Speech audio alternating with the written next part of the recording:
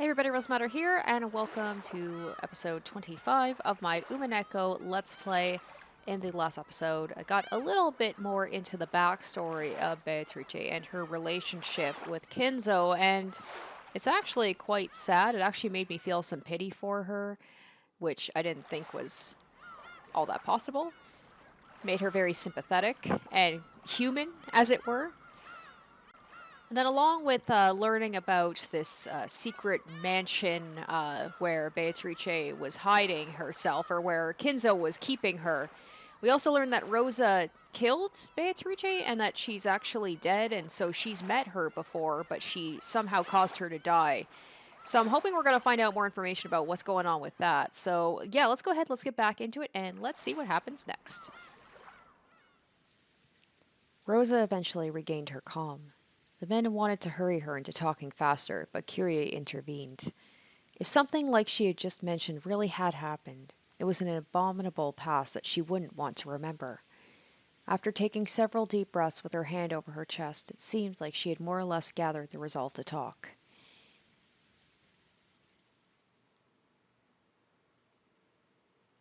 "あれはいくつの時だったのかしら。多分中学生か。よく覚えてない。とにかくそのくらいの頃だったと思うわ。ってことはだいたい20年くらい前ってとこか。あの頃の私はあまり成績が良くなくて、私なりに努力していたつもりだったんだけど、お母様の期待には全然応えられなくて。Everybody's like, okay, Rosa, we don't want your life story. Just tell us what happened. 母上はローザにも随分厳しかったな。当時は同情していたよ。Oh, did you, Kraus? Did you really? 陰口ばっかだったくせに。Yeah, right? よく言うわね。Oh, you all were. You all were, I bet. 予算かエヴァ。それでローザさんはどこでベアトリーチェに会ったんや。秀吉さん、今はせかしてはダメよ。いいのよ、ローザさん。楽に話して。ありがとう。あれはお母様に特にひどく叱られた日よ。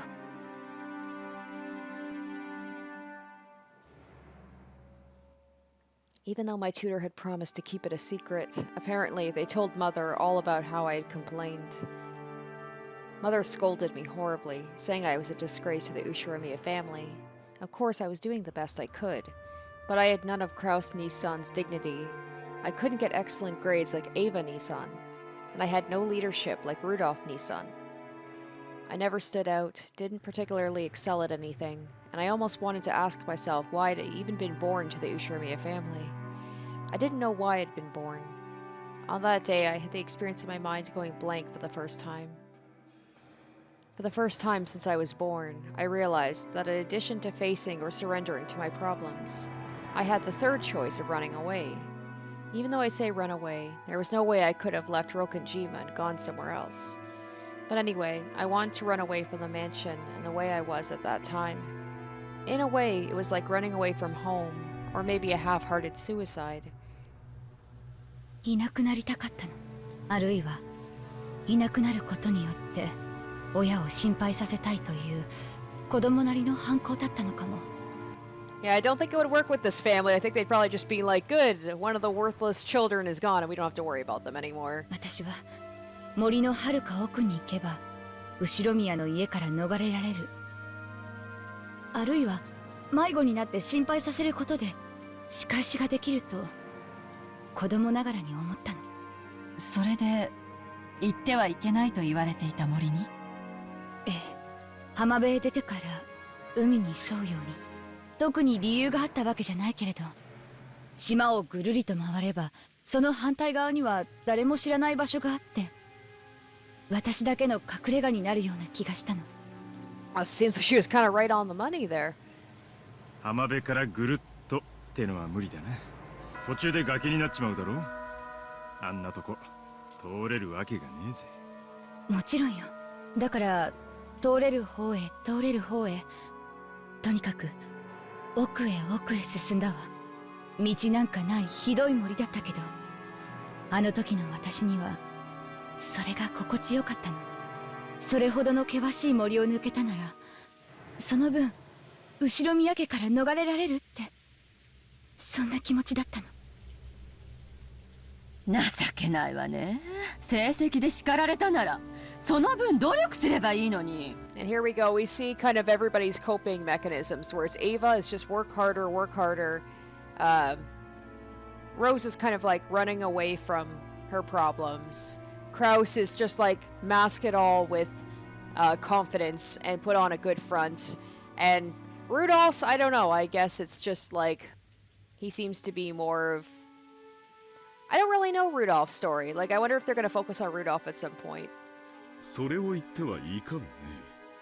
その代わりローザにはデザイナーとしての才能があったじゃない。Everybody has like, everybody has their own intelligence, right? It seems like Rosa is more of like she's a creative type of intelligence, whereas Ava is more like memorizing, studying, that kind of stuff. Like that's her thing where she's good at. Literally, this could be taken as him covering for Rosa, but everyone knew that Rosa's company was not making any profits. Well, alright, well, I guess I take back what I said. Maybe Rosa's not so good at creative stuff after all. よせよ。 But then again, none of them are really doing great right now. 今は嫌味を言ってる場合じゃねえぜ。そして偶然たどり着いちまったんだな。ベアトリーチェの隠し屋敷に。 Rosa nodded weakly. どのくらい歩いたんや。地図で場所が示せるんか。夏さん、この島の地図はあるかいな。いえ、今ここにはありませんが。無理よ。適当に歩いただけだもの。地図を見せられたってわからないわ。それにあれから20年も経ってる。多分森へ行っても二度とたどり着けないわ。Several people let out dejected sighs. Like, I understand it's probably a very overrun forest, but could you not hire, like, a plane to go over and see? Like, a big... Because the thing is, even if it's in a forest, like, when you see the pictures of that mansion, it seems to be pretty open, and, like, I'd imagine if you flew a plane over, it's not that big of it. Like, it's a big island, but, like, I imagine you could see it if you had an aerial view. I don't know. I'm just throwing out ideas here. It was vividly clear that in their haste, they had thought that some hint related to the witch's epitaph, or maybe even the gold itself, might be resting there in that hidden mansion. 六軒島はこの屋敷の周りが整地されているだけに過ぎねえ。他は完全に未開で、前頭測量は相当の手間がかかるだろうな。でも確かに存在すると分かっただけでも収穫よ。I was gonna say maybe it's that whole thing about where Beatrice keeps saying whenever these games happen, it's like Rokonjima is shut off from the human world, the outside world, so it's like maybe the mansion is in kind of like a force field that only magical people can walk in, but if Rosa was able to walk in, unless she's got some latent magical powers, I doubt it. お金はかかるだろうけど、例えば航空写真の会社 Hey, に調査を thank 頼 you. んで Oh, さ。 it always makes me happy when I'm like Kiri and I are on the same page because she's so smart, and I'm just like, yay, maybe I came up with something smart. このお屋敷を建設した業者に当時のことを聞くとか、調べる方法はあるかもしれないわね。Probably wouldn't be that easy. There's got to be something making it not that easy to do. そうね。あるかないかもわからないものを探すよりは、まだ方法があるはずよ。早速調べる価値があるだろう。その調査は兄弟合同でやるわよ。兄さん一人ではさせないわ。It wasn't certain that the gold was hidden in that secret mansion, but it seemed that the fireworks between Kraus and Ava had already begun. 兄貴たち、今はよせよ。ローザ、続きを話してくれ。Rudolph seems almost like a little bit of the diplomat. It's like he's always cutting in and trying to like stop the fights. Oh, I think this is a new song. Blindly, randomly, I kept running on and on. Suddenly, it felt like I had come across something like an animal trail. I had no idea how far I walked, and I was very tired. So by then, I was just naturally taking the easiest path to walk on. Are we gonna get to see little baby Rosa sprite like we did with Ava?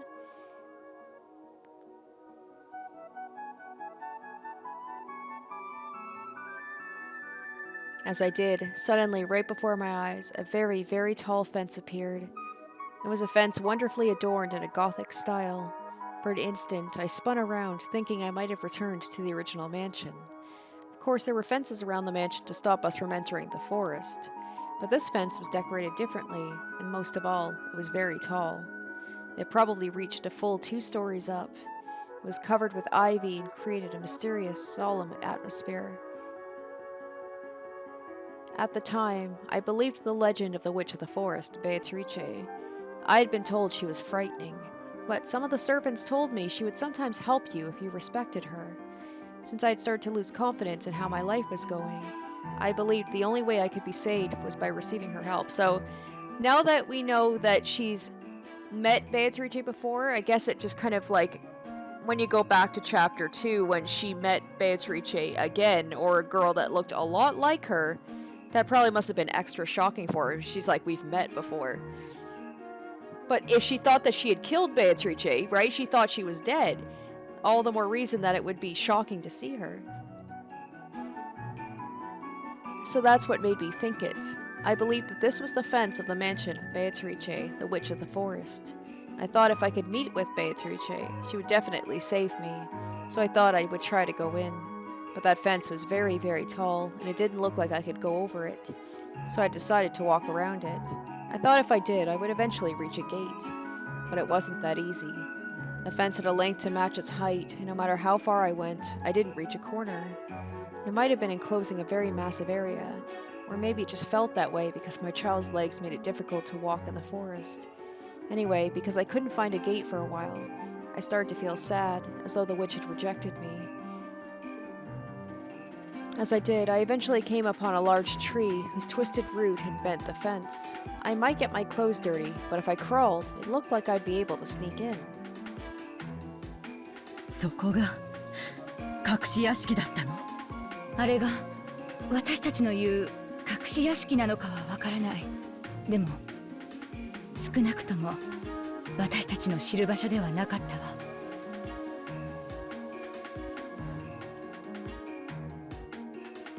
It wasn't as though I came out into a garden as soon as I passed the fence. I had to continue through a lot more uncultivated forest after that.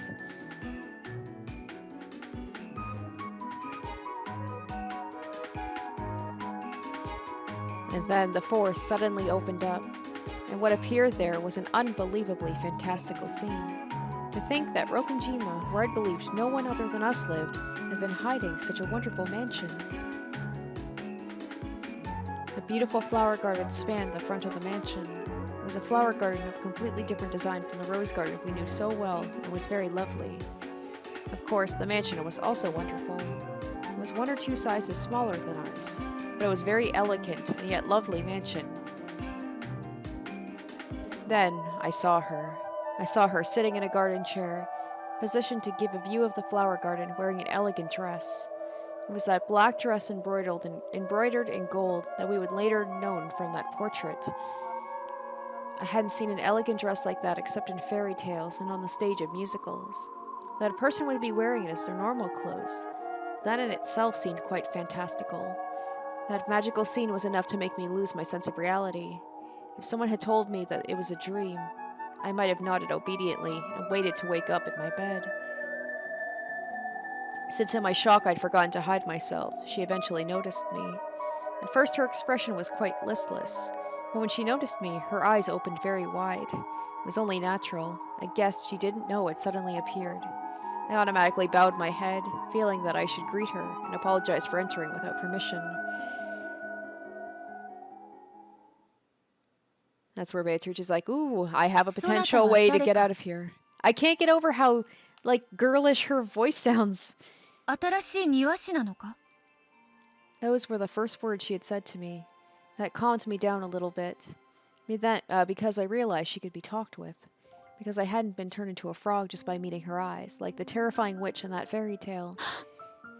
ごめんなさい。勝手にお庭に立ち入って。すみません。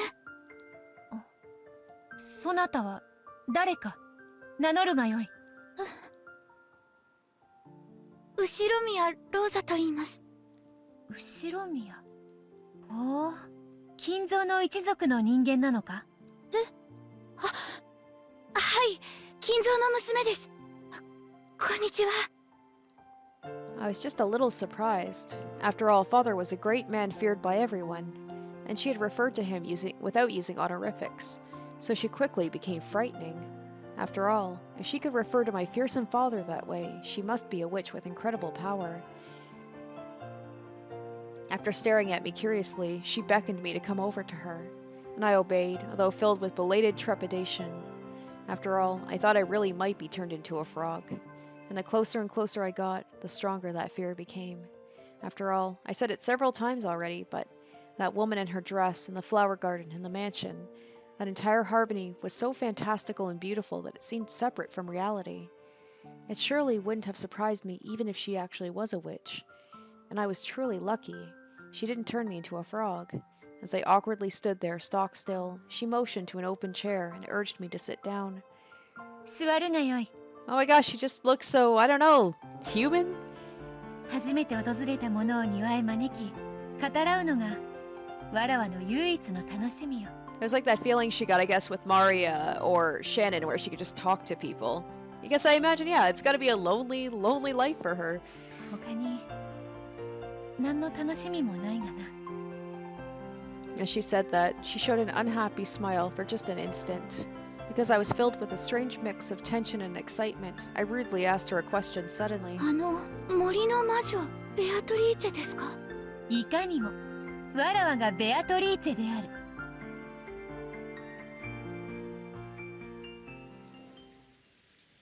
やはりな、ベアトリーチェは実在したんだ。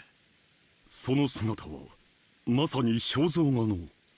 ええ、まさにあの肖像画の通りよ。お父さんの想像の中の魔女じゃなかったんやな。それであなたは彼女と何を話したの？彼女はお茶を入れながら私のことをいろいろと聞いたわ。まず森を抜けてやってきたことを驚かれた。彼女は柵の外には危険な狼がたくさんいると信じていたみたいだった。だから私が森を抜けてたどり着いたと言ったらとても驚いていたわ。どうやって狼から逃れたのか、ビスケットを渡して許してもらったのか。 So it's, yeah, Kinzo's like keeping his family from seeing Beatrice by telling them, don't go in there, the forest, you know, don't go into the forest, there's a witch there. And then telling Beatrice, you can't leave, there's dangerous wolves there, just keeping everybody shut in. それとも魔法の街灯をかぶってなんて感じのことを言ってたっけ？そりゃ確かに魔女っぽいわな。面白いお人や。あなた黙って。ずいぶん昔だけど、お父様は森には狼が住んでいるから近寄ってはならないって私たちを脅さなかった？ああ、そんなこともあったな。バカらしいね。日本の狼はとっくの昔に絶滅しているというのに、まさに子供騙しだな。記憶にねえな。そんな話親父に聞かされたっけ？森には魔女だろ。狼なんて話聞いたことないぜ。あんたがまだ小学校だった頃よ。覚えてない？そしたらあんたむしろ狼を撫でてみたいなんて言い出すもんだから、お父様はすぐに狼の話を引っ込めて魔女の話に切り替えたのよ。もうその嘘っぽいことと言ったら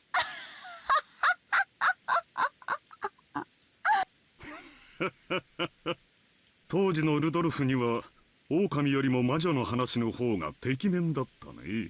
よく覚えているよ。私の背中にしがみついた夜があったことを覚えているかね。ルドルフさんにもそんな可愛らしい時代があったのね。That's nice, there's a little bit of lightness in between all of this, you know, this story. うるせえな。子供の頃の話だぜ。まあとにかくベアトリーチェを閉じ込めていたのがお父さんなら、同じ狼の話をするのは道理ね。彼にとって六軒島の広大な森は後宮家と愛人の屋敷という相入れない2つの異世界を分断する越えてはならない壁だったのだから。柵の高さを考えると、どうやら親父殿は庭ごと丸々を座敷牢にしたようだな。さながら2つの世界を分ける国境も同然だったのだろう。狼はともかく野犬の類でもいたのではありませんか。そのための策だったかもしれません。 Oh my gosh, Natsu still just like wants to believe that Kinzo didn't just like basically trap this woman in a jail cell. 六軒島に狼も野犬もいないわ。その策は兄さんやキリエさんの言うようにベアトリーチェと私たちの間の国境だったんでしょうね。しかし狼の話を素直に信じるなんて、なんちゅうか純朴やな。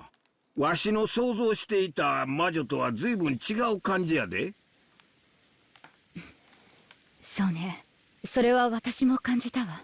とても尊大で、確かに魔女のイメージ通りの人だったんだけど、どこかとても子供っぽくて、なんていうのか素直すぎるというか、世間知らずな印象を受けたわ。例えるなら本当におとぎの国の人みたいというか、本当に不思議な人だったわ。それからどうしたんだ。親父の話とかは出たのか。ええ、何日かに一度。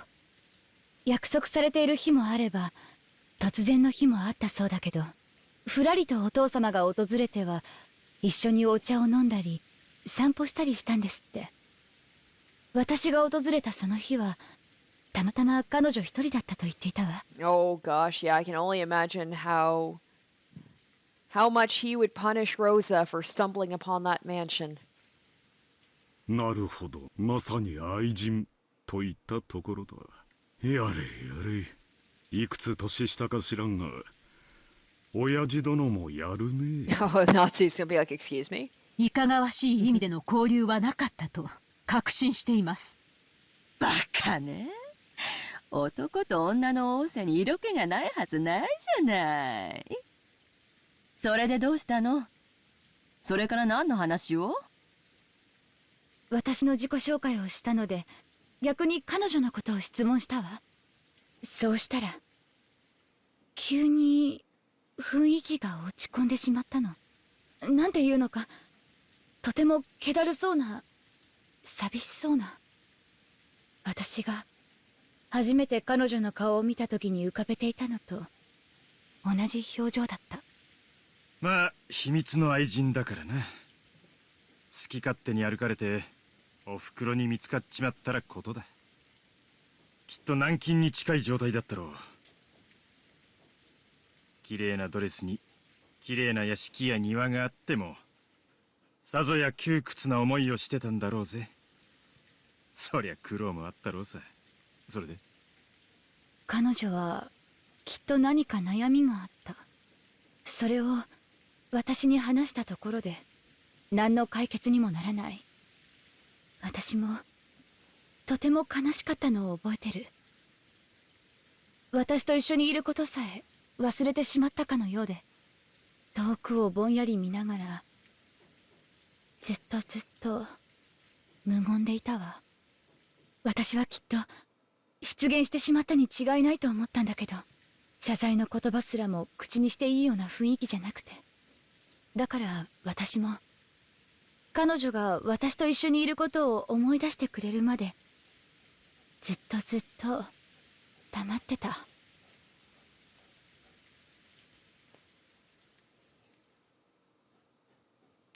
When she did, she muttered unexpectedly. 柵の向こうには本当に狼などおらぬのか。え？はい、狼なんて動物園でも見たことないです。動物園とは何か。ああ、いろんな動物が飼われているところです。象とかキリンとかパンダとか珍しい動物がいっぱいいますよ。動物園に狼はい It な is いのか weird. It is so strange seeing like the Beatrice we know here. She's just like a child. She's so innocent. なら怖くないかもしれんな。狼がいたとしても動物はみんな檻に入ってますから安全です。だから安心して見学できるんですよ。 The Witch of the Forest, of all people, was for some reason scared of and didn't like wolves. I remembered it looked pretty comical. それはわらわとどう違うのか。 She didn't even know about zoos.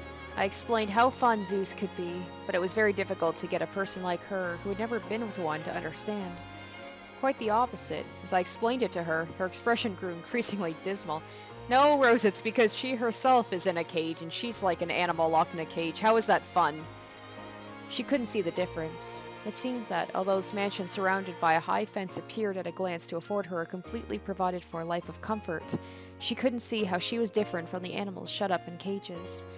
わらわは何者なのか。皆はわらわのことをベアトリーチェと呼ぶ。それは確かにそなたの言うように偉大な魔女の名前らしい。しかしそれはわらわではないのだ。わらわには魔法など何も使えぬ。わらわはその魔女の魂を好みに封じられているだけなのだ。There was definitely something mysterious about her. It wasn't just that she was somehow at odds with the world, but it seemed that she truly believed that a thing called magic actually exists. I think she talked about various weird things, but I don't remember the details. All I thought was, this might be a pitiful person. She was unable to leave this mansion of her own will, a prisoner without even realizing it, and she didn't know anything about the outside world, didn't even understand who she was. She probably vaguely understood herself that she was pitiful, but since she didn't know anything, it seemed she couldn't realize that this was unhappiness. Nissan, long ago, when I told you that I felt sorry for a bird in a cage, I remember you said this to me. A bird that only knows the inside of a cage doesn't long for the outside. But she wasn't a bird. She was, ultimately, a human. Even if she had never been outside the cage, she understood that it wasn't the whole world. So, I invited her. 柵 Oh. の外へ出てみますか。 Oh, shit. 本当に狼はいないのか。いないですよ。絶対平気ですから。出たいぞ。だがいつも門は閉まっている。私が入ってきたところがあります。くぐり抜けられる隙間があるんです。そこを抜ければ外の世界があるのか。はい。狼は本当にいない？ So if this is the same Beatrice, she does say she doesn't have any magical powers, but maybe when she left there, if it's been sealed up by magic or whatever by Kinzo, and she was able to get her powers back, if that same Beatrice is the one, that's talking to battlers, this one here, the way that she treats Rosa is very cruel. If Rosa kind of helped her escape and then she paid her back by being like, I'm gonna show all of your family and make you eat them and make you suffer, but at the same time I'm gonna make it seem like I'm doing you a favor. Like, that's kind of fucked up. はい、いませんよ。I had only planned to invite her for a short walk, but she kept looking over her shoulder at the mansion, as though she was seriously deliberating over something. And then when she said that she died and she killed her, but she didn't mean to, she just invited her somewhere. I'm guessing that they got to like a cliff face or something, and then she just threw herself off to get out of that vessel. Then I learned what she was preparing herself for. わらわはもうここは嫌だ。外へ出たい。そしてわらわが何者でこの世界はどうなっていて、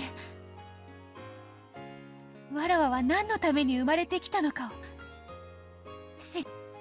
Oops. I didn't know what her life had been like until then. It was probably something she couldn't express easily. If it was harsh, she just had to say she wanted to escape. If it was sweet, she just had to say she would stay. To liken it to something, perhaps it was similar to how a hot fireplace on a winter day makes the air get thicker and thicker, giving you a headache. Even though you know you shouldn't keep things the way they are. You still need the courage to open the window and be tormented by the cold wind. She was starting to realize she couldn't stay there forever. She was starting to realize she had to go outside sometime. But since she didn't know about the outside world, to take that first step outside must have required an unimaginable amount of courage. And she had taken that into consideration and resolved herself. She had put that resolution to go outside into words for what was surely the first time in her entire life. I hesitated slightly. It had been decided she would live here by father. It was as if she was father's beloved bird in a cage. If I let her escape, wouldn't I be harshly scolded by father? 見たい。何を？動物園が見たいの Oh だ。 my gosh, why is she so adorable? I was a little surprised when she finally showed me a very soft smile. That might have been an inner peace coming from her newfound readiness to venture out from her cage. A soft smile, which I wouldn't have imagined could have come out of that dark face. そなたと話すと知らないことばかり出てくる。わらわは学校なるものもわからぬし、映画館も知らぬ、遊園地も知らぬ。そしてそれを知りたいと心の底から思う。そなたはわらわをそこへ連れて行ってくれるのか？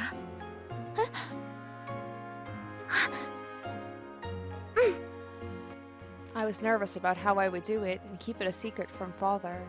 But her face looked so happy, so I went along with her and nodded. But it seemed the meaning behind my vague expression was not communicated to her. It seemed as if she believed I would really take her to all those places if we left. She was pure and genuine. She had probably never been tricked by anyone. No, maybe it should be said she hadn't been taught how to doubt. Her face was somewhat radiant and yet pathetic, and now all she seems to do is trick people. Very different. I wanted to somehow grant her modest wish. わらわはもうベアトリーチェは嫌だ。わらわが何者なのか、ベアトリーチェではない新しい人間を始めたい。だからここから連れ出してほしい。もう紅茶もいらぬ、ドレスもいらぬ。 She's like, I don't even like tea. This is torture. 金蔵とも二度と会わぬ。ここよりわらわを連れ出してくれ。ローザ。 However, that responsibility was one that a child such as me couldn't possibly bear fully. But her serious gaze and her brilliant smile, almost as though an evil spirit had lifted from her, made me feel a little courage start to rise up inside myself. This was definitely something that would get me in a lot of trouble, but it was definitely the right thing to do. I don't know how it will turn out, but I'll take her out. Of course, I won't be able to ask help from father, and not mother either. Should I talk to Oni-sama or Oni-sama? No, what about that reliable Genji-san, or... That's right. What about Kumasawa-san, to whom I can always talk when I'm in trouble, aka the characters that have, like, not showed up in this episode, or, like, have barely showed up at all. Then again, the servants did get a lot of airtime in the last chapter, so I guess it's time to focus back on the family again, but I miss them. I'm sure they'll be able to do something. Anyway, for now, I'll take her out of here, because this is no longer a place where she wishes to be. And so I took her to the crack in the fence and led her outside.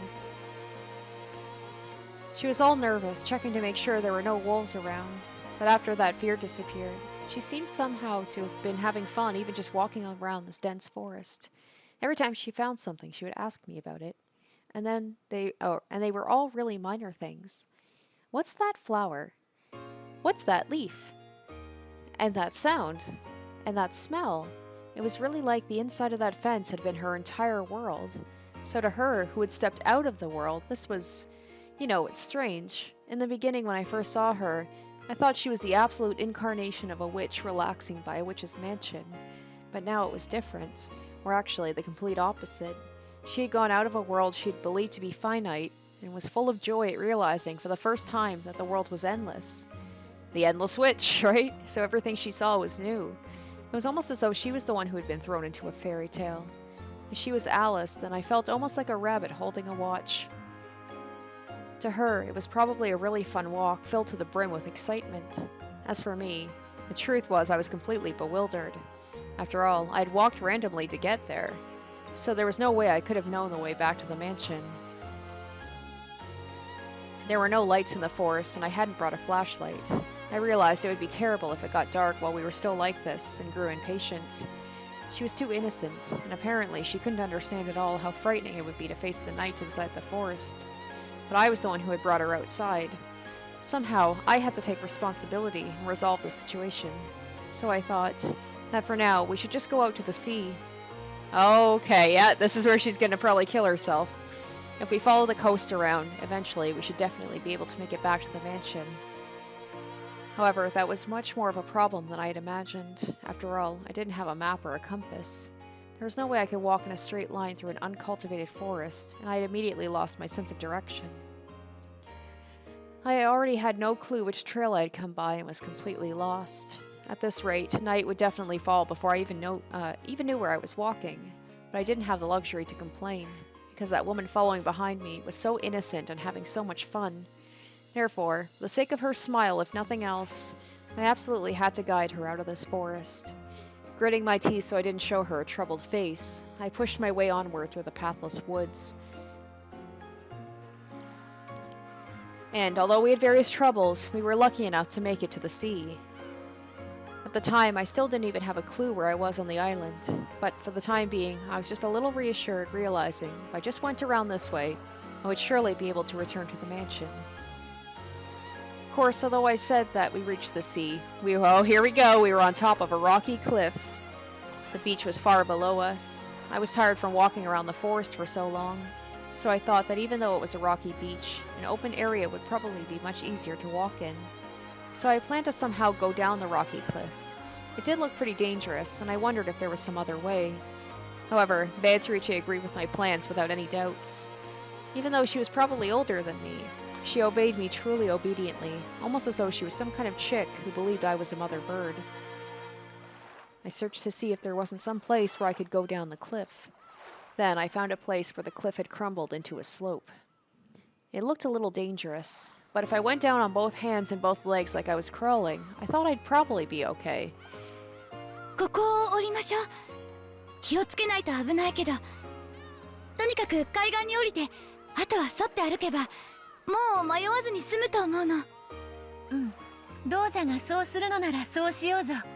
わらわは迷うとやらも楽しいぞ。とても愉快だ。She really had no sense of danger. There was probably no mistake she had lived a life without discomfort. Even though she knew it would get dark when night fell, she couldn't imagine how dangerous the inside of a forest could be without a light. Furthermore, it seemed she couldn't grasp at all how dangerous it might be if she fell from the cliff. I warned her once more to be careful. I cautiously examined the place where and then she just yeets herself off the cliff and the Rosa's like, what the fuck? It looked pretty high up. I think it might have been about 10 meters down. If you looked at it from the bottom up, it would probably have looked shorter than the roof of the mansion. But looking from the top, it felt almost like staring down from the Tokyo Tower's observation room. But Beatrice still appeared to be completely without fear. It felt as though she had never been taught that high places were dangerous. No, maybe she truly believed she was a witch, and that she could fly, so that there wasn't anything dangerous. 気をつけてくださいね。結構高いから。うん、気をつけるぞ。下へ降りたら海があるな。そこに水族館があるのか。いえ、この島には水族館はないですよ。でも海にはたくさんの魚がいると思います。そうか、魚はいるのか。そなたが話してくれたクジラとかイルカとかペンギンとかはいるのか。いえ、そういうのは水族館に行かないといないです。水族館は島を出ないとないですよ。そうなのか。だが楽しみだ。クジラとはどんな魚なのか。I wonder, it probably has nothing to do with it, but I wonder if the whole thing about like George and Shannon wanting to go to an aquarium has anything to do with Beatrice? I don't know, because she set up the game board, right? So maybe she's like, I want them to go to an aquarium because I want to see an aquarium. すっごく大きな魚で、あれ？哺乳類かな。それで潮を吹いたりします。おー、ならばイルカは？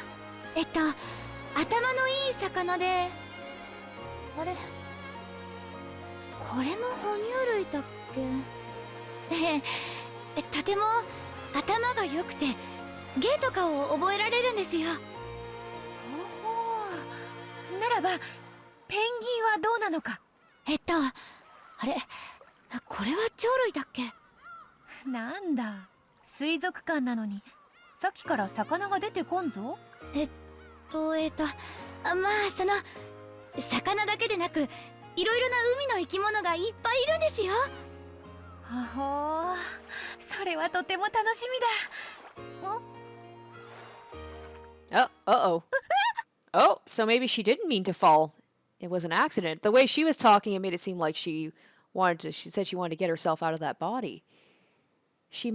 Some might have described as a funny, rushed, and short voice. No, probably it was a scream, I think. She suddenly made a sound like that. Yeah, I was like, was it on accident? Was it on purpose? Either way, a dress is a terrible thing to be trying to climb down a cliff in. Her body separated from the cliff and gently fell down. I immediately thought to say to her, "How many times did I warn you to be careful?" It was the thought of a child. It was how a child immediately gets mad when something happens, trying to show they're not at fault. Of course, I said it too. Are you all right? How many times did I warn you? Oh shit. Well, she's a human, right? She'll bleed red. それで崖から落ちてどうなったんだ？彼女はどうしたんだ、ローザ。 Rosa fell silent. Her gaze fell to her feet, as though she was seeing through the floor some disgusting memory. 死んだのね。Ava's brutal words were the ones that Rosa had most wanted to avoid, and when she was hit with them, she screamed in resignation. 死んだわ！岩浜だったもの。尖った危険な岩がたくさんむき出しになっていた。目を見開いたまますごい血が溢れ出して、たちまち真っ赤な絨毯を広げていった。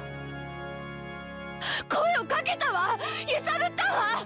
でも彼女は返事はおろか、瞬きすらも。私が悪いのよ。彼女はドレス姿だったのよ。あんな動きにくい格好なのを知っていたのに、私が壁木を降りようなんて言ってしまったから。彼女はすごい素直だったから、私の言うことに何の疑いもせずに従って。いつまで死んでいるつもりか。いい加減に目を覚ませ。まったくわらわの預かり知れぬところで。 Well, okay. Oh, okay. I thought she was talking to herself. 太もも姉ちゃんとイチャついてただけだぜ。それよりこれはどういうことだ？見たままよ。わらわは足を踏み外して転落し死んだ。なんだと？19人目として登場しておきながら死んだだと？ふざけるな、そんなわけはない。ローザおばさまは子供だったし焦ってた。医者がいたわけでもない。多分死んだと誤解しただけで、お前は多分仮死状態か何かで生きていたんだ。そうだろ。 It can't be. She's obviously alive. Otherwise, she wouldn't be here in front of me, right? The kid-aged Auntie Rosa was shaking Beatrice's body, crying. I too stared into that face, but her eyes were still open, and it really was a corpse. I wanted to brush it off with something vague, like a state of apparent death. But from any angle, there was nothing apparent about it. She really didn't look anything but dead.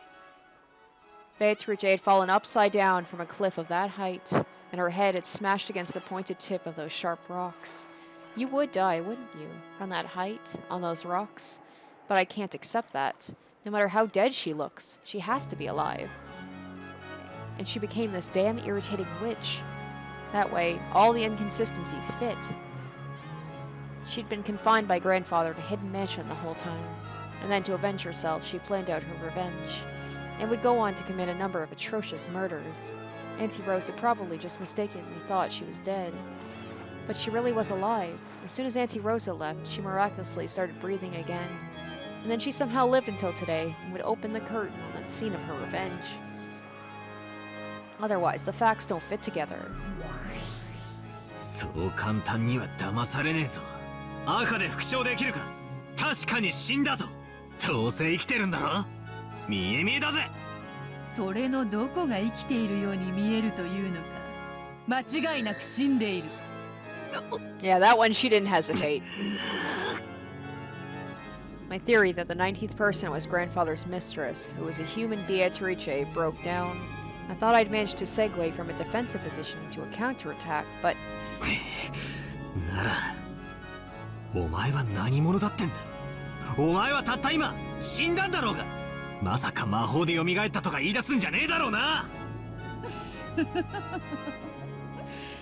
すでに説明したと思うがな。そこに倒れているわらわは確かに魂はわらわだが、その体はわらわを写し終えつなぎ止めておく肉の檻に過ぎなかったと。そしてその肉の檻がこうして壊れた。それがどういうことかわかるか？もうさっぱりだぜ。好きなだけ魔女っ子トークに興じろよ。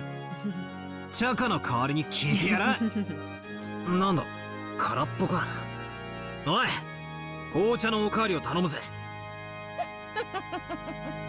ロノエ、客人が紅茶をお望みだ。When Beato clapped her hands, Rodove appeared. Butler sure are convenient. おかわりですね。かしこまりました。どの程度お継ぎしましょうか。どうせチャカがボリューム満点だろうからよ。半分でいいぜ。それでもなみなみとお入れするのが英国式でございます。Even though just enough to wet my throat would have been fine, he filled it to the top with tea. I turned my back to Beato, sipping it in silence. ちょっと目を覚ましてよ、ベアトリーチェ。 Rosa shook me. No, shook the corpse that had once been me. I watched over her from a short distance away. Ah, so I fell from there and died.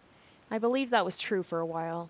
After that, I saw Rosa spend a long time beside my corpse, then watched her as she ran away. Eventually, I realized that I was a different individual from that corpse.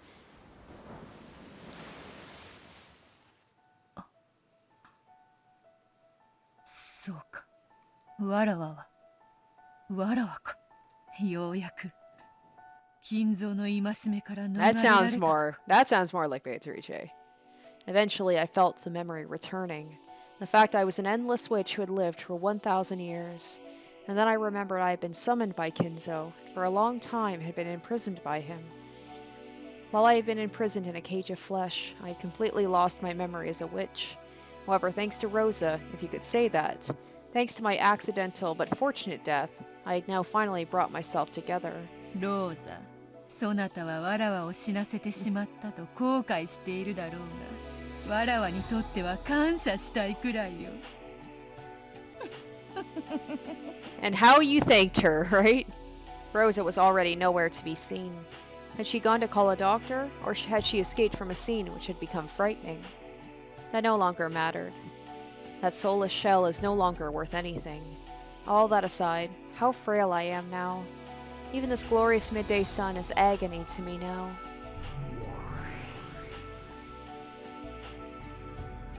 I destroyed my human form. Then I changed it to several gold butterflies. Yes, with my magic power as frail as it is now, this form is easier.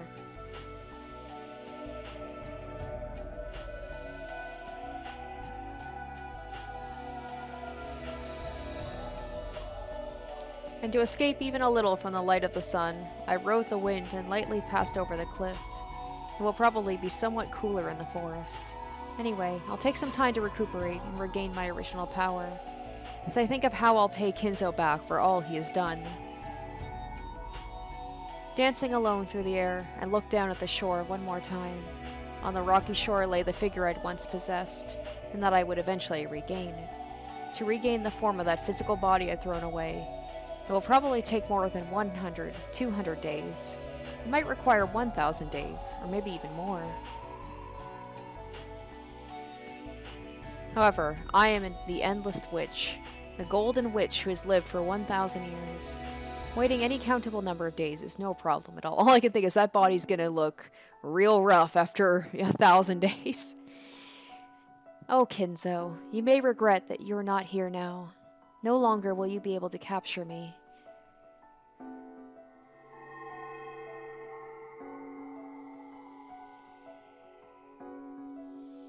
Man, that's crazy to think Rosa potentially set all this into motion. It seemed like it was Shannon, and it kind of was in a way. She broke that mirror. But it seemed to be Rosa was the one. She had just let her be. それで、お前は黄金の蝶に姿を変え、森の中に潜んで魔力が回復するのを待った。ってのか。そういうことだ。そなたを嘲笑するためにこの姿を取るが、本来は蝶たちの姿でいた方が魔力的には楽なのだ。無理しねえで楽な格好で嫌がれよ。ムカつく笑い声を聞かずに済むぜ。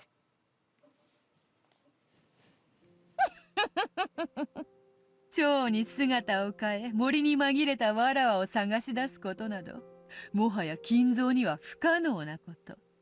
だが金蔵も指を加えているわけではなかった。しかしわらわを捕らえる方法はすぐに用意はできぬ。そのためまずはわらわをこの島から逃さぬ方法、そしてわらわが力を取り戻すことがないよう即座に手を打ったのだ。やれやれ、とにかく金蔵の執念深いことと言ったら想像を絶する。あれに惚れられるのもなかなかに辛いものだぞ。蝶になったお前を逃がさない方法？なんだよ、森全体に蚊帳でも張ったってのか？うん、それを魔法的に行ったのだ。そなたは知っておるか？船着き場の先の洋上に岩礁が浮かび、そこに小さな東洋魔術の祠があることを。ああ、あれか。今年はなくなってたけどな。昔修験者が作ってったとかいう祠なんだろ。六軒島は元来歪みのある島でございます。Maybe it's not always because Shannon broke the mirror. Maybe that just happens in certain... I don't know if that always happens in like all the different games or worlds that she creates, or if that was just a particular one that they... But it seems, yeah, like when that shrine was destroyed, that's when stuff started to happen. 魔力的な存在やそれに類した存在を引きつけます。お嬢様もそんなうちのお一人でございましょうね。紅茶のおかわりはいかがですか？いただこうぞ。それらは人間たちに害をなし、おそらく数々の不気味なる伝承を残してきたであろう。それを聞きつけた東洋魔術師が古代に設けたのがあの祠なのだ。長い時間を経てその力は失われておった。金蔵はそれを修復することで島の結界をよみがえらせ、わらわを再び島に縛り付けたのだ。西洋魔女のお前に東洋の魔法なんて通じるのかよ。本来は相性が悪い。しかしわらわを封じたいという目的においてはある意味都合が良かっただろうな。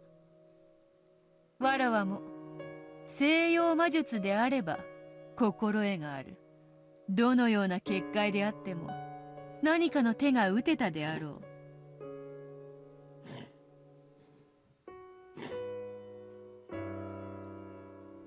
しかし東洋魔術は専門外よ。わらわが飲まんとするスープに対しスプーンではなく箸を与えられたようなものだ。東洋魔術が強く支配する空間では西洋魔術はひどく力を失います。ただでさえ1000日はかけたであろう力を取り戻す時間をさらに長くかけねばならなかったのです。それで約20年かけて魔力を取り戻し、今こうして蘇ったって言いたいのか？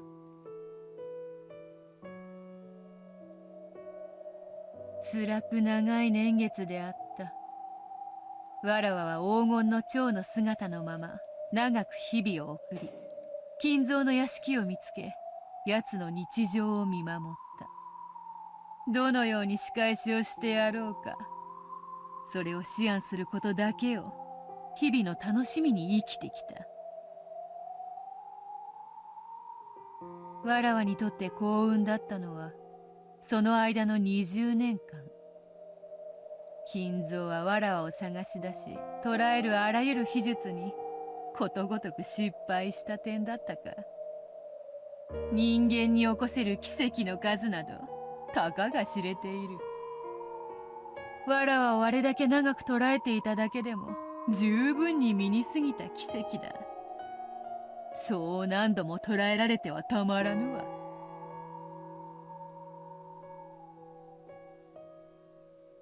じいさまが前のゲームだかで言ってたな。魔法は確率的奇跡に宿るみたいなことをよ。金蔵はわらわを再び捕らえる秘術を探るうちにそこに行き着いたのだ。そして13人の生贄を捧げることでわらわを再び蘇らせる儀式をついに編み出したのだ。13人の生贄。それが魔女の碑文、生贄の歌でございます。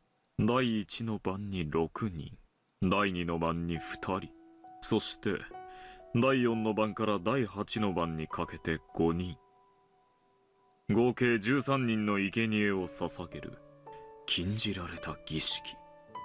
I say, is this Balor's first time realizing that his grandfather is willing to sacrifice his family and his servants in order to bring Beatrice back? I was like, if Balor didn't like his grandfather before then, he's really not going to be a fan of him now. その生贄はランダムに決められ、儀式を執り行う金蔵自身も例外にはなりません。バカ野郎。この島で起こったあの凄惨な殺人が全部おかしな儀式だって言うのかよ。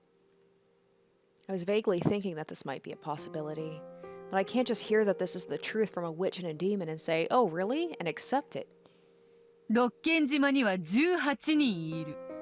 13人が生贄に捧げられ、5人だけが生き残る。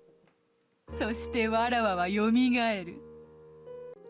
つまり金蔵がわらわに再び会える確率はだいたい3分の1といったところか。その確率に自らの命を落とし、残りわずかな寿命の最後の一瞬にわらわとの再会を望んだのだ。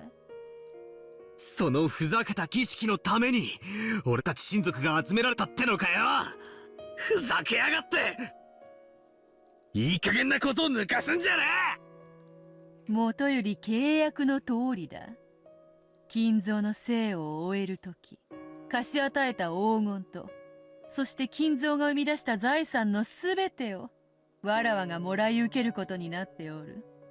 金蔵には散々に英雄を飲まされたが、今となってはこの1000年でも稀な時間だった。何しろ魔女の天敵は退屈よ。それから逃れることのできる数十年間を提供した金蔵には、なるほど、それも含めて借りがあるやもしれぬ。わらわは金蔵のゲームに乗ることにした。そしてまず金蔵は後宮家当主の指輪をわらわに返却する。わらわの黄金で復興させた家だからな。そして13人の生贄を気まぐれに決めるのだ。そしてその過程でお前たちが右往左往し。 So for her, it's like, it doesn't even matter who, it's like she says arbitrary, so she has no, but maybe that's why Maria's always left until the end. is because she has some affection for her, some weird kind of affection for Maria. And Battler, too, obviously, he is like, he's the one that she really seems to attach herself to and really find interest in. So, of course, Battler is going to be the one to always make it to the end as well. わらわに立ち向かおうと様々な人間模様を見せてくれることは、わらわにとって非常に愉快なことだ。Yeah, but everybody else, even Kinzo, she's just like, I just pick and choose what I feel like in the moment. Even Rosa, who was the one who kind of inadvertently freed her from her vessel, she doesn't seem to show any affection for her, any sort of, what's the word I'm thinking of? Like, she doesn't feel indebted to her, so she's not like, oh, I'll let you survive until the end, except for the last episode. わらわはこの金蔵のゲームを実に気に入っている。Though maybe in some parts, maybe it's being taken out of the game early is seen as like a mercy, because to watch everything dissolve into madness and watch all of your family be killed off, if I had the choice between just dying immediately and then having to suffer through the psychological torture of this, I'd be like, yeah, just take me out quickly, get it over with.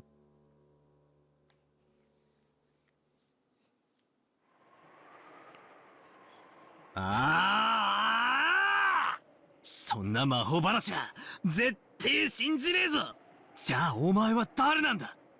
お前は崖から転落して死んだんだろうが、魂が抜け出して蝶になって森へ。そんなのあるわけねえだろうが。だがお前はここにいる。誰だってんだ。お前こそが19人目じゃねえのかよ。そうであるな。わらわこそが19人目であろうな。だがダメだぜ。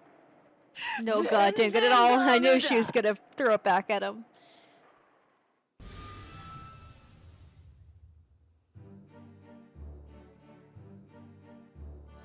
この六軒島に There are no more 19 than 人以上の 18人間は humans. 存在 Okay. しない。 So she comes out and says it. She was keeping that close to her heart the whole time, but now she's saying it. なんだ I had a feeling.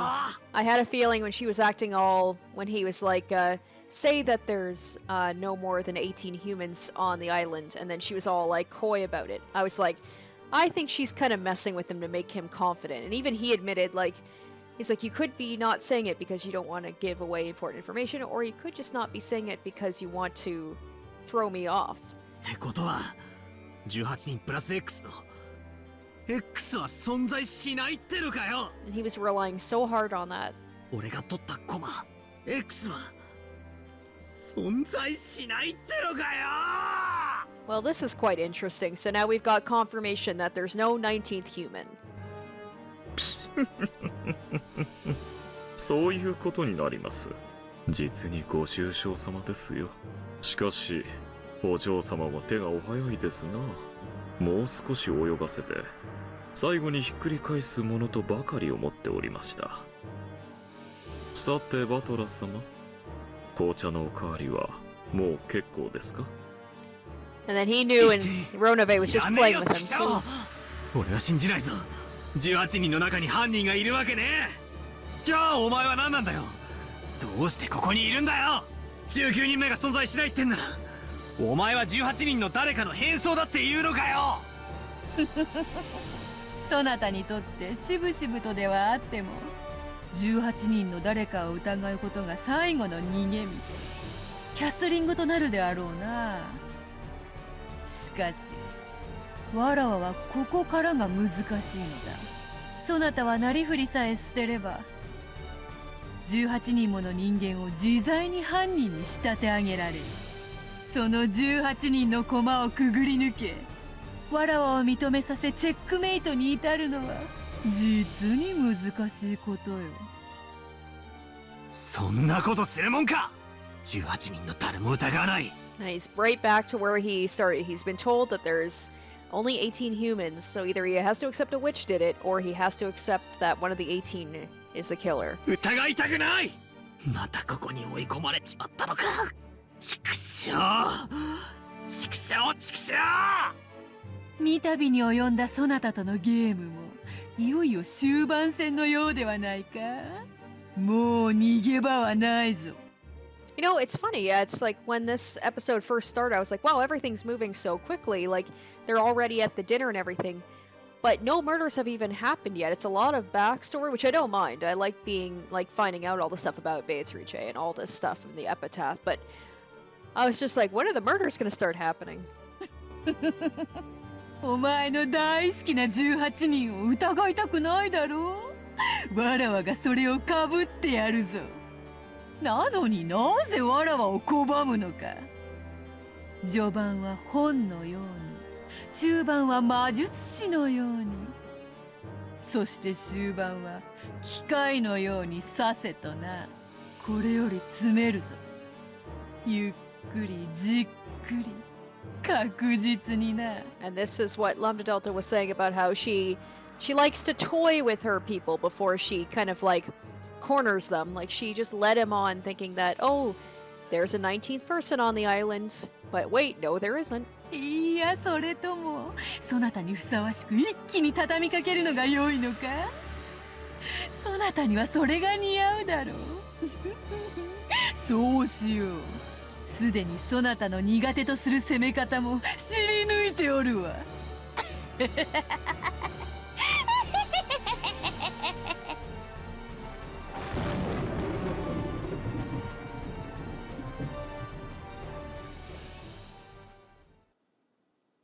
Are we going back to the quote-unquote real world? Yes, we are. When are these murders gonna start happening? Who's gonna die? That's always what I want to know.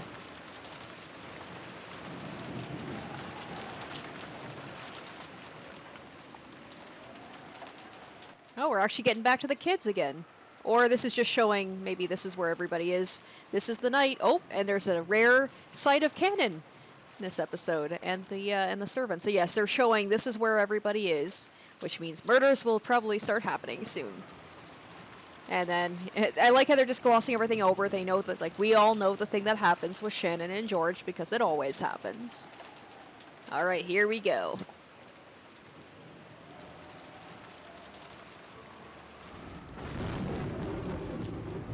The first twilight has begun. But no shot of the adults, eh?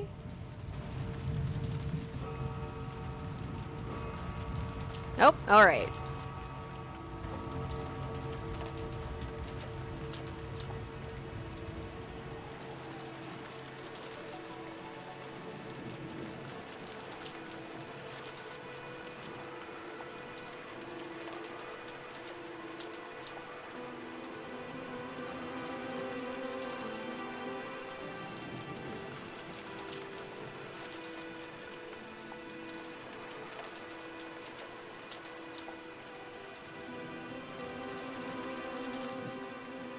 My guess it's going to be a lot of the parents are going to die again.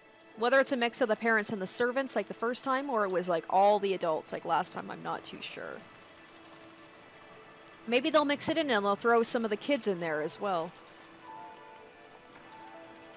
Because the kids have been able to avoid the first Twilight for the most. Yeah, I think both times they have. Yeah, it's never any of the cousins have died the first Twilight. It's like, Beatrice just gotta switch things up a little bit.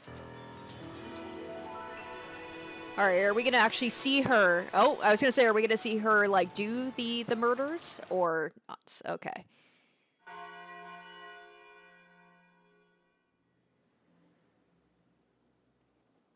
Alright, beginning of the ritual. Here we go.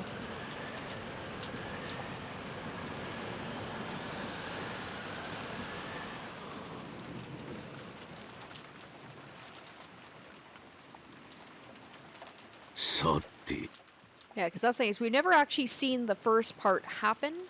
We've seen some of the other Twilights, like with Shannon and George, and Cannon and Jessica. But the first Twilight is always just seeing the aftermath of it happening.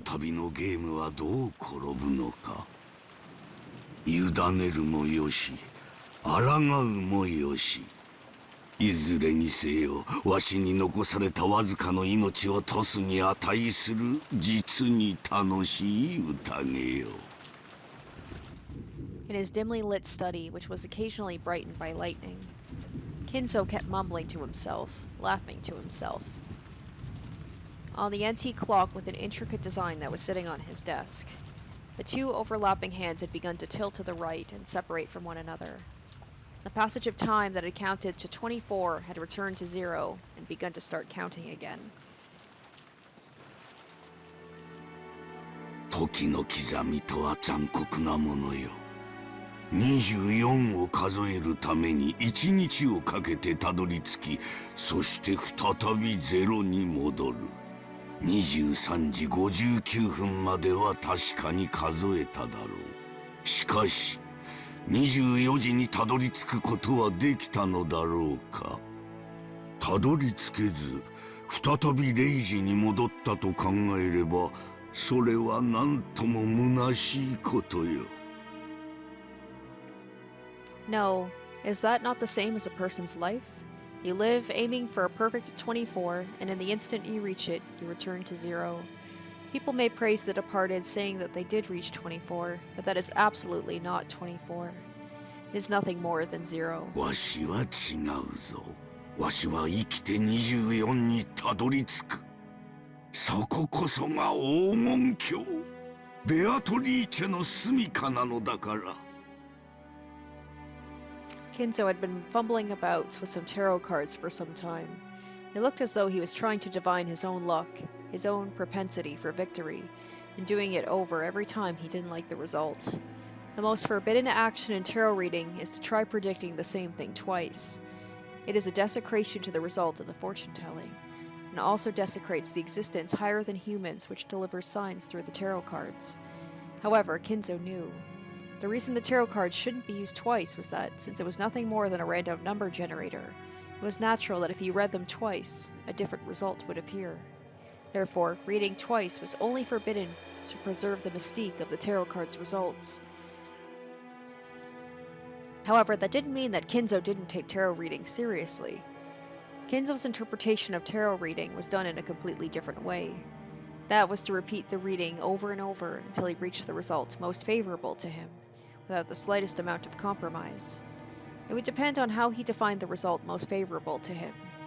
But if he demanded the best result in a strict sense, it would be the same as a simple roulette of luck, where he sought an arithmetic miracle. However, to Kinzo, who made miracles of numbers the basis of his magical power, this could become very much like a magical ritual. In other words, until the result he desired appeared perfectly, he would repeat the tarot readings over and over, turning his labor, conviction, and the feelings of his heart into a prayer, so that when it reached heaven, the result would be sublimated. This was Kinzo's personal magic interpretation. Therefore, even though the tarot cards Kinzo used were exactly the same as generally used tarot cards, the way they were used was completely different. 今宵は思い通りにならぬな。 Kinzo stopped his hands for a second.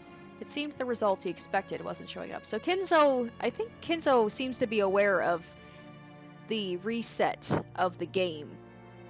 It feels like he's mentioned it before, and he was talking about, like, tonight it's not going my way, as if to imply, like, there are other times where he did survive. At least, for a little while. On the contrary, many bad cards that shouldn't often appear were appearing repeatedly, and continuing to interfere with the miracle Kinzo wished for. そういうことなのか。 It seemed that Kinzo had taken some kind of sign from this abnormal course of events, but judging by the unlucky cards scattered over the desk, it was difficult to imagine that the sign had been a good one. For a while, Kinzo closed his eyes tightly, pondering something. Then, as the thunder roared, he made up his mind about something, took the telephone receiver, and dialed. わしだ。源氏はおるか。至急だ。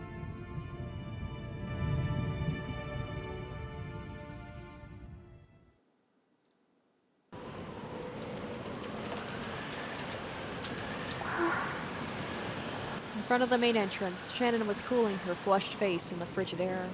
She had thought that George's proposal would surely come sometime.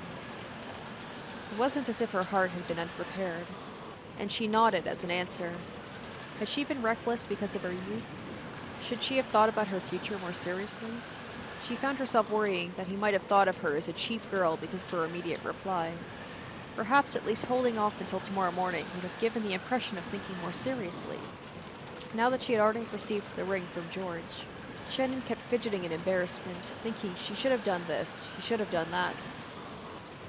As she did, she heard the sound of footsteps coming towards her, splashing through puddles. Shannon immediately chased away the emotions welling up inside her. 源氏様、カノン君も。すみません。すぐに戻らなくて、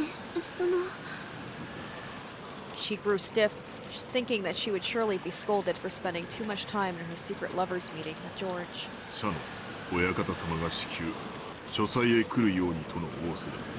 急ぐ。え？はい、かしこまりました。一体何事なの？不吉な予感がするってさ。自分で儀式を起こしておいて都合のいい話さ。大田に気取られぬよう裏から入る。足音に気をつける。はい、姉さん注意して。姉さんは賑やかだから。Cannon was especially good at hiding his presence, like he was a cat. He was able to suddenly be there without anyone noticing and leave in the same way.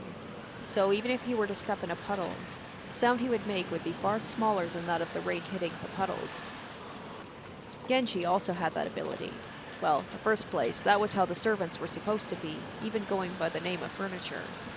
Just like how desks and closets go unnoticed by members of the family.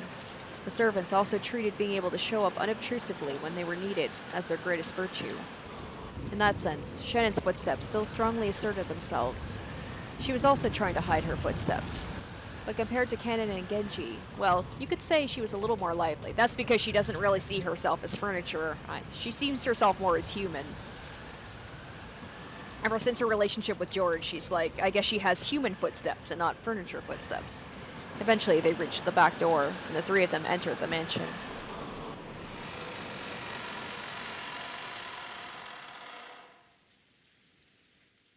Immediately, they thought they felt something. It wasn't quite a sense of smell, rather they felt it from the depths of their noses. And this hard-to-describe sensation, which you might call a sixth sense, allowed them to perceive that something was different than usual. 源氏様。急ぐぞ。 That perception caused them to feel that something tense was closing in on them. Realizing that, the three of them dashed up the stairs, aiming for Kinzo's study, still hiding their footsteps. When they dashed up the stairs, the smell of sweet poison particular to Kinzo's study reached their noses. いかがなさいましたか、源氏様。結界が Oh. 死んでいる。After hearing Cannon, she looked at the door to study. A scorpion pattern was engraved on the doorknob, a powerful magic repellent, the final barrier which protected Kinzo himself. It had been broken. Of course, there was no change to the doorknob that the eye could see. However, they who could understand things that people couldn't perceive were able to recognize the dramatic change. 親方様、親方様、源氏でございます。ここをお開けください。 Genji called in this way after knocking several times, but there was no answer from the study. シャノン、背中を守れ。カノン、室内を探れ。はい。 What are we gonna find? Cannon put his ears against the door, searching for a presence inside the study. To protect the backs of the other two who were watching the door, Shannon faced the other way with her back to them, prepared for the unexpected. 親方様はいらっしゃられるはずです。ですが、静かすぎます。ご無事だということか。いえ、静かがすぎます。まさか、そんな。親方様、扉を失礼させていただきます。 Genji pulled out a gold key out of his pocket. It was the only key to the study that existed, other than the one Kinzo held. He stuck it in the keyhole and turned it heavily. At a glance, that would have indicated it really was a strong lock. However, the fact the barrier had been destroyed meant this door had long been wide open for anyone with magical power. So this is interesting if Kinzo's already dead. Because they say, how many? 6 people die the first night? And they're usually gathered together. The lock made a heavy sound indicating that the door had been opened to humans as well. 失礼いたします。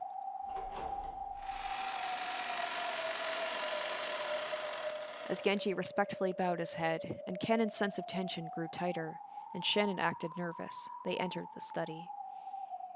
Oh, they immediately discovered Kinzo's figure. Figure, not, it makes it sound like, yeah, he's not alive. He was sitting in a reception sofa so that his back faced them. Genji noticed the person sitting across from him and again bowed deeply. Kanon also noticed that person, and he didn't bow his head. He went in front of Shannon and spread both arms, blocking the way to her. So without even seeing the person's face, Shannon already had a good idea who it was. お越しでございましたか、ベアトリーチェ様。源氏か。なかなかに早いな。Just coming right out, I guess. やはり家具は主の呼びかけに素早く答える方が良い。こやつとは大違い。Well, I'm guessing we're gonna see the servants are gonna die, so if that's Genji, with Genji that would be 4 people. ロノエ様もお越しでした。Okay, so Genji knows Ronobe. Genji directed his greeting towards the thin darkness behind and to the right of Beatrice, where nothing appeared to be.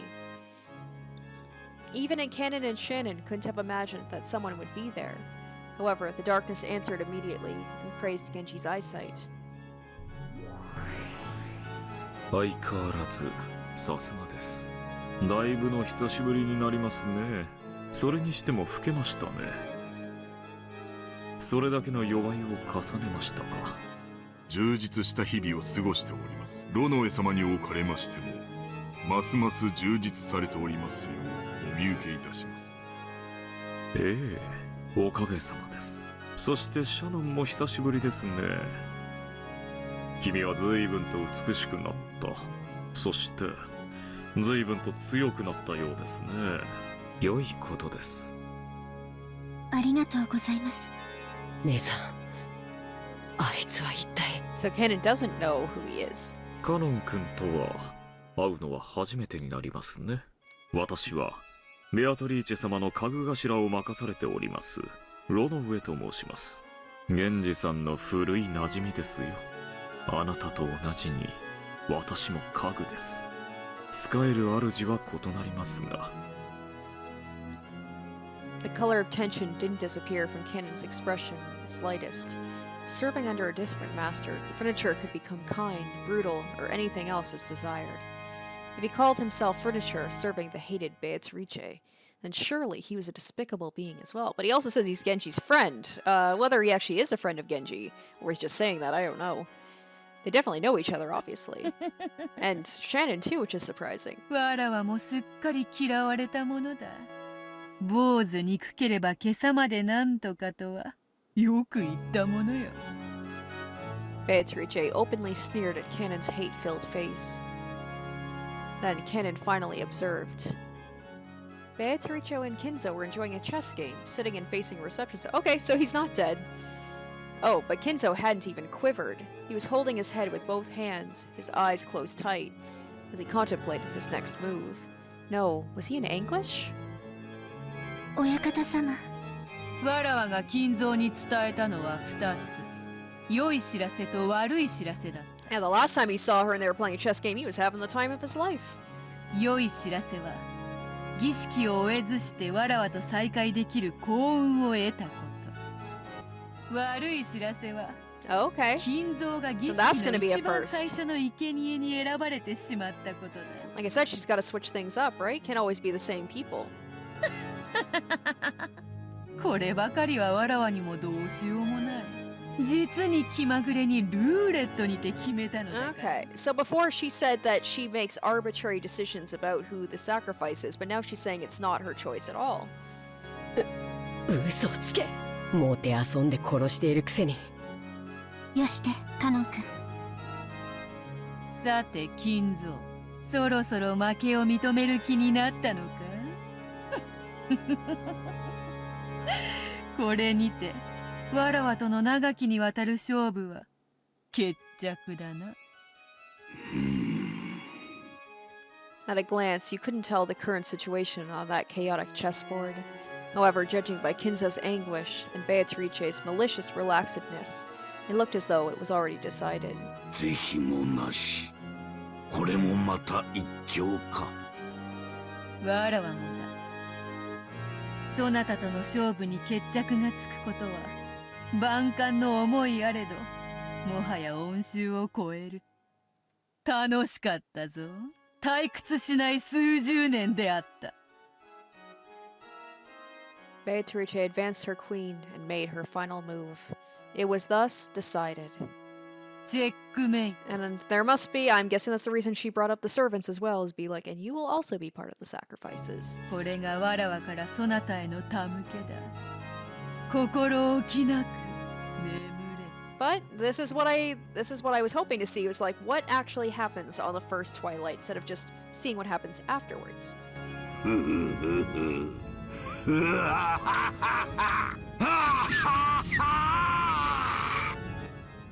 Kinzo suddenly stood up and laughed like an opera singer facing a full crowd and spreading his arms, as though he had succeeded in a century-long plan. Oh shit! Wow! That's fucking intense! That laugh spat crimson. Crimson flames poured out from inside him, spitting out even out of his mouth, ears, and nose. And all at once his body was wrapped in hellfire. Damn! But Kinzo kept laughing. The more he laughed, the more the hellfire spewed from his entire body and began to char him. So, I wonder if Kinzo always dies by fire because his body was found all charred up the first time.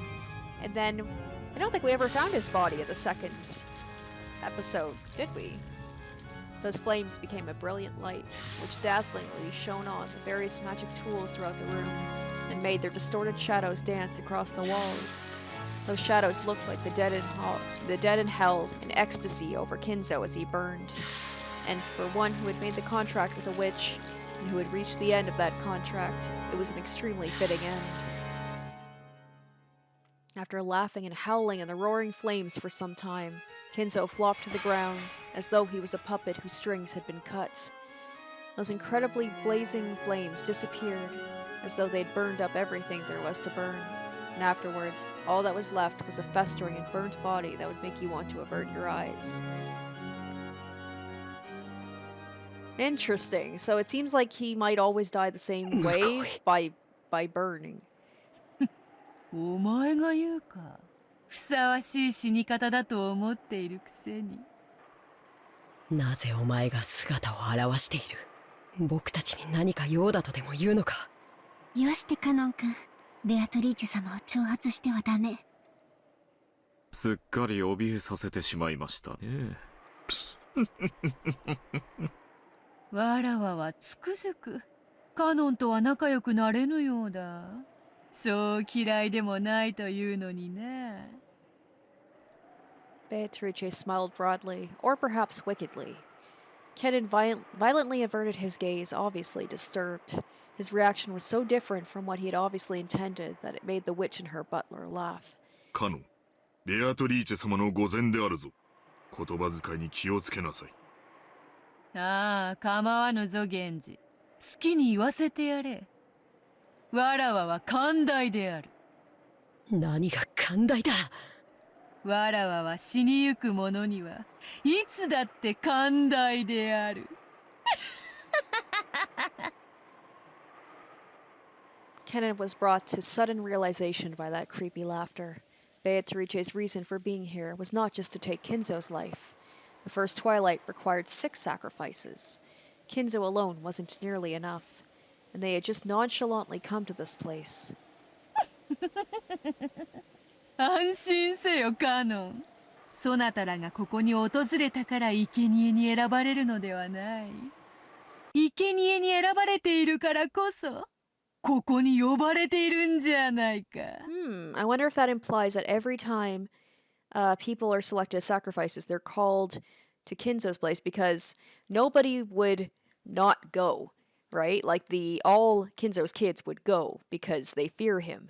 And the butlers would go because they're furniture. So this is interesting if this always happens. It's like that's where they're killed, is always killed in Kinzo's room and then taken out somehow and presented to everybody who's alive. Interesting. なんだと。They instinctively figured it out immediately. 6 sacrifices were required for the first Twilight. After Kinzo, how many more would you need to add up to 6? in this mansion. The number 5 instantly made them think of the number of servants here. Okay, so it's going to be all the servants in one go. I guess it makes sense. They're putting a lot of focus on the adults, the children in Kinzo's kids in this episode, so I guess they want all of them together to try and figure out. This will be interesting to have like all the siblings together this time. So yeah, it's all the servants and Kinzo this time. And I guess that's why they haven't been showing the servants a lot in this episode, is because like, oh well, they're gonna be gone soon anyway, might as well not focus on them. 感謝せよ家具どもよ。そなたたちの苦難の日々は今宵ようやく終わりを迎えた。それを告げに訪れたわらわに感謝せよ。かしこまりました。それをお望みでしたら。源氏様。Genji had agreed to the witch's heartless announcement in his usual manner without raising an eyebrow. 親方様亡き後はベアトリーチェ様が我らの主、その求めに応じるのが我社のかの今日までよく仕えた。その労苦もこれにて終わりだ。源氏はさすがですね。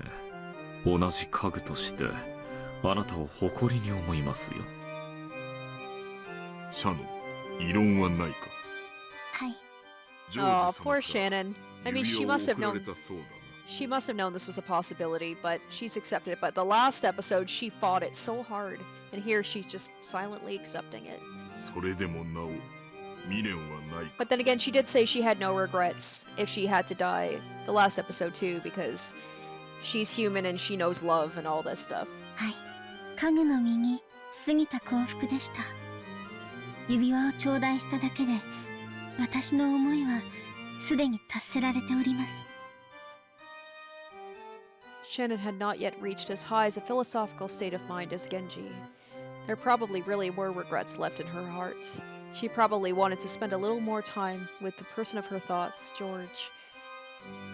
But she released herself from that. She took a single deep breath, and from that point on, the expression she wore was blank. Canon is the one who's acting the most human in this case. 少し驚きでした。あなたも家具として達観したようですね。惚れた男と夜も共にできず、少しは悔し涙をこぼさんのか。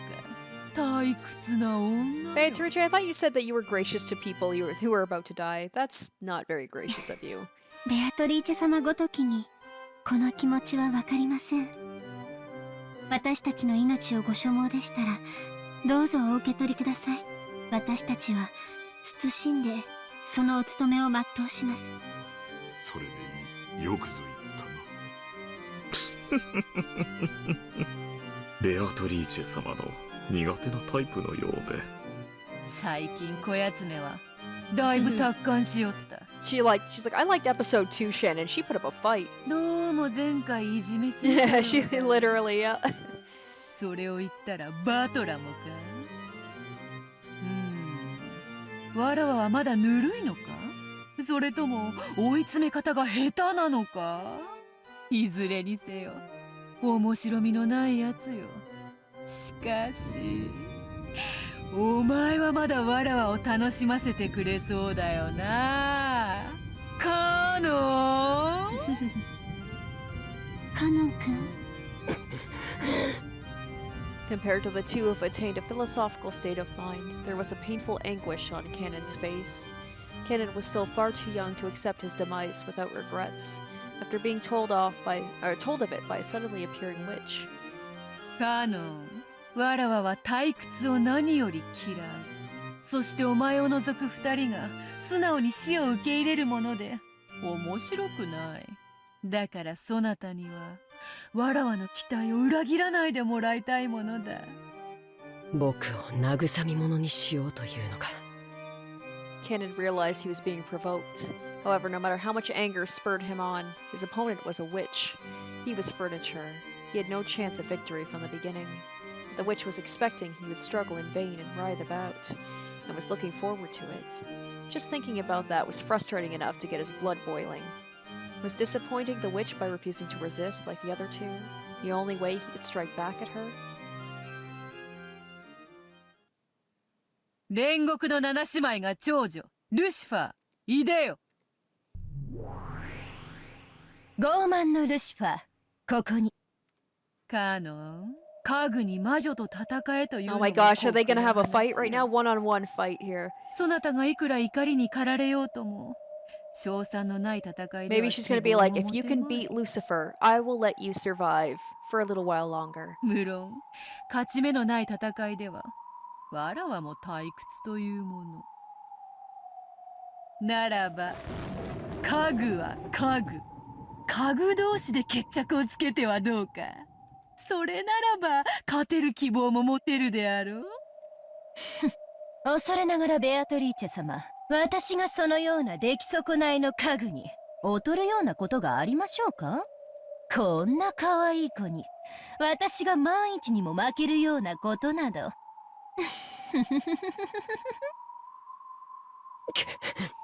我が家具煉獄の七杭を打ち破ってみせよ。見事打ち破ってみせたなら、そうだな。13人の生贄を逃れることのできる5人を Oh, interesting. そなたに自由に決めさせてやろう。 I'm guessing he's gonna pick either Shannon or Jessica. そなたの推薦する5人をわらわは無条件にて黄金鏡に迎え入れる。それならばどうか。 Cannon understood he was being provoked. However, the witch's condition was very tempting. The evil ritual the witch and the rest were trying to carry out was, at this point, not something that Cannon cared about in the slightest. On the contrary, it was much more important for him to survive, be invited to the Golden Land, and have his wish granted by Beatrice there. そなたは家具は嫌だと泣いたな。そなたの望み叶えてやろうぞ。枕を濡らしてまで望んだ人間の体を与えてやろうぞ。どうだ。そうすればジェシカとも結ばれるぞ。おお、ちょうどよい。黄金鏡へ招ける5人にジェシカとそなたを推薦すればよい。自分だけが幸せになることに抵抗があるならば、さらにシャノンとその思い人であるジョージを加えればよい。義理があるならばさらに源氏も加えればよい。おお、これで5人だ。十分ではないか。これだけのご褒美があれば。そなたはわらわを退屈させはしないよな。どうせ戯れよ。耳を貸す必要はない。僕は嫌だ。姉さんはそれでいいの？ Beatrice couldn't hide her evil smile at those words. 僕は嫌だ。幸せになりたい。家具なんてもう嫌だ。人間になって普通の恋がしたい。僕も姉さんのように海が青いってことを知りたいんだ。若いですね。羨ましい。だから若者は好きなのだ。源氏、シャノンは下がれ。カノン、ルシファーは前へ。 Oh boy, we are having a little one-on-one fight. 仰せのままに。 And even if Cannon wins, will she actually, do what she says she's going to do?